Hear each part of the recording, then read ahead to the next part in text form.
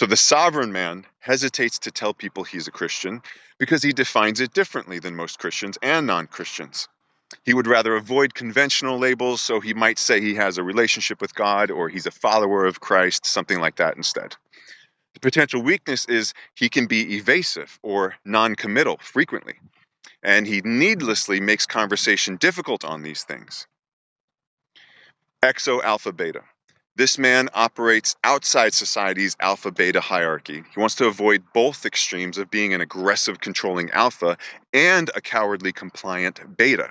Instead of controlling, he prefers to influence, and instead of complying, he prefers to voluntarily support. Potential weakness is the question, can he encounter a true threat to people and meet it with protective force that's adequate? Gender secure. The sovereign man is secure in his gender, and his worth isn't tied to how masculine or feminine he is. He rejects conventional ideas like men shouldn't like flowers or the color pink. He also rejects the idea that strong masculine traits should be avoided. Potential weakness is, can he bring relevant conversation to people around gender? And especially around those who think in gender normative extremes or who think in gender fluid extremes. Polar perspective. He's been wrong plenty of times, so he sees that there's so much out there he can learn. He's also a bit suspicious of what he's told, so he approaches controversial topics by examining evidence from both sides equally. That's being polar perspective.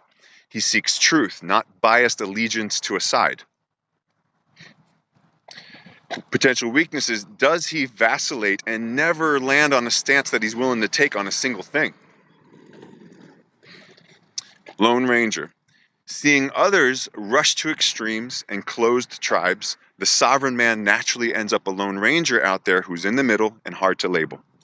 His uncertainty and questions can make people feel threatened on both sides of a controversy. Neither of them feel that he belongs, so he opts to be self-authorized and find good use for the alone time he gets. Potential weakness is unnecessary loneliness and impeded growth from the isolation. Devil's advocate.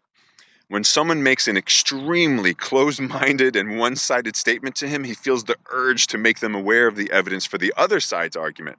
Not because he's on the other side, but because he just wants the person to be less judgmental and willing to look into it more.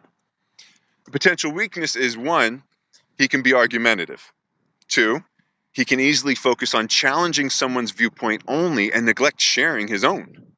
3, can he discern worthless topics? Engaging any viewpoint can inadvertently validate it. Selective debate. After debating with enough people who are easily offended or simply closed-minded, he's become selective with who he discusses topics with. He has enough self-worth to just default to listening and offering his perspective only when invited. Potential weakness is he gives himself no chance at all of influencing someone if he avoids stating disagreement with them.